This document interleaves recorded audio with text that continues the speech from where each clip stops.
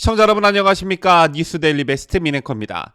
윤석열 국민의힘 대선 후보가 어제 김종인 전 비대위원장이 맡을 예정이었던 총괄선거대책위원장 자리를 비워두고 6개 본부장과 공보조직 등을 인선했죠. 지난 5일 국민의힘 대선 후보로 선출된 후 3주가량 선대위 인선의 진통을 겪다가 결국 김종인 전 위원장이 합류하지 않은 상태에서 선대위 가동에 들어간 것인데요. 1분 1초를 선거운동에 전념해도 모자랄 시간에 3주라는 시간을 김종인 한 사람 때문에 허송세월을 보내고 말았으니 이 부분은 참 뼈아픈 대목이 아닐 수 없습니다.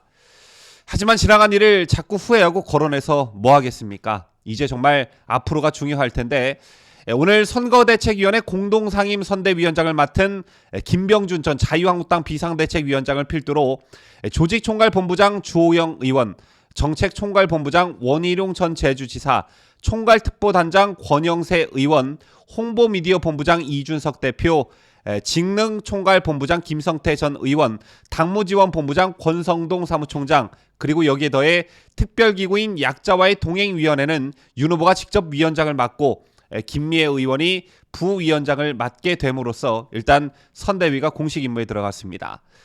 이 같은 선대위 구성과 관련해 적절한 조합이다, 적절하지 못한 구성이다 이런저런 말이 많지만 원래 선대위라는 게 문제를 삼고 지적하려면 끝도 없는 지적사항이 생기기 마련이죠. 그리고 대선은 무엇보다 후보 중심으로 치러지는 선거이기 때문에 너무 선대위 구성에 목을 맬 필요가 없습니다. 또 선대위가 좀 부족하더라도 후보가 능력이 있다면 모두 커버가 되는 부분이기도 합니다. 그런데 이렇게 선대위 구성을 해놓고 보니 눈에 띄는 인사가 한 명 보이고 있죠. 바로 직능총괄본부장을 맡은 김성태 전 의원인데요.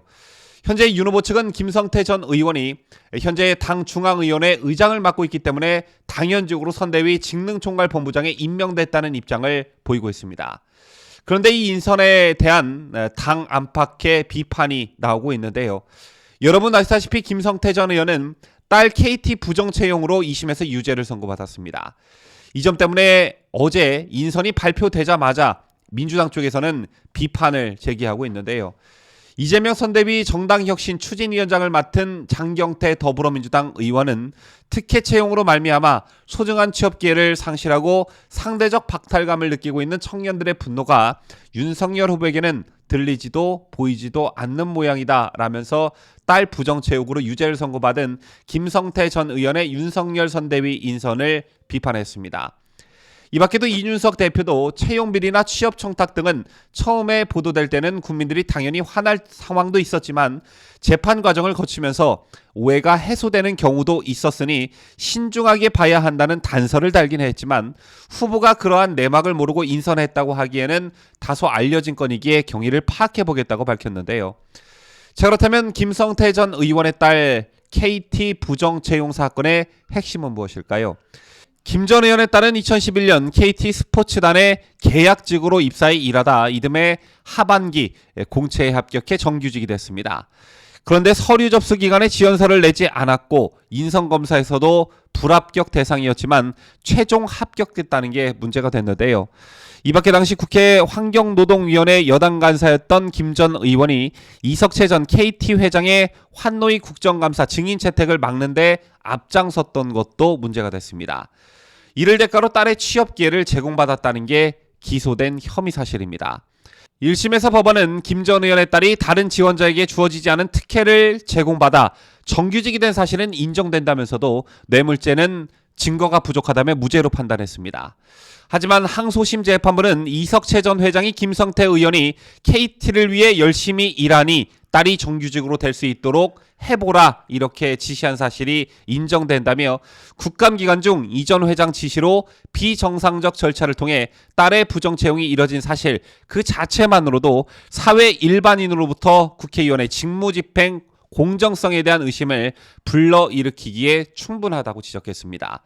또 1심은 김 전 의원 본인이 이익을 제공받은 것이 아닌 만큼 뇌물수수죄가 성립되지 않는다고 봤지만 항소심은 함께 거주하는 딸에게 취업 기회를 제공하는 것은 사회통념상 김 전 의원이 뇌물을 수수한 것과 동일하게 평가할 수 있다고 밝혔습니다. 이런 취지로 김성태 전 의원은 지난해 11월 2심에서 징역 1년 6개월에 집행유예 2년을 받았고 현재 김 전 의원은 대법원 판단을 기다리고 있는 그런 상태입니다.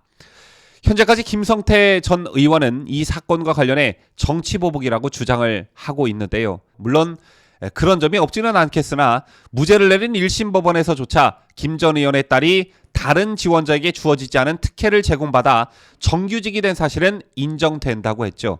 자, 이거 젊은 세대들이 굉장히 민감하게 받아들이는 그런 부분인데요. 여권의 차기 또는 차차기 대선 주자로 자리매김했던 조국 전 법무부 장관도 자신의 딸과 관련된 부정 입학건으로 회복 불능한 상태가 되고 말았는데 그를 단죄한 게 바로 윤석열 당시 검찰총장이었습니다. 그런데 딸 부정 취업으로 법원에서 유죄를 받은 사람을 선대위에 인선했으니 내로남불이라는 비판을 피할 길이 없어 보이는데요. 그래서 그런 것일까? 국민의힘 윤석열 대선 후보가 KT의 딸의 채용을 청탁한 혐의로 재판에 넘겨진 김성태 전 원내대표의 직능총괄 본부장 인선 교체를 시사한 것으로 확인이 되었습니다. 오늘 국민의힘과 윤석열 대선 후보 측에 따르면 윤 후보는 이날 김 전 원내대표가 과거 증인 채택을 막아주는 대가로 딸의 KT 채용을 청탁한 혐의로 기소돼 대법원 재판이 진행 중인 사실을 보고받은 뒤 조국 전 법무부 장관의 자녀 입시 채용 불공정 사례를 언급한 것으로 전해졌습니다.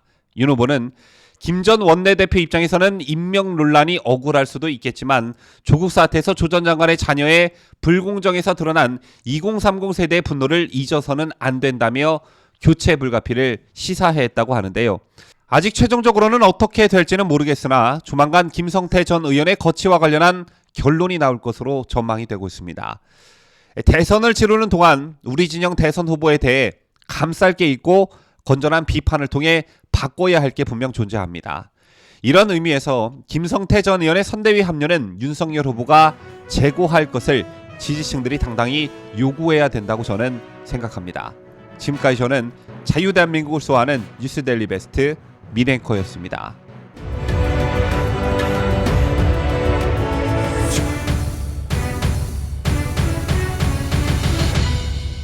함께해요. 뉴스 데일리 베스트.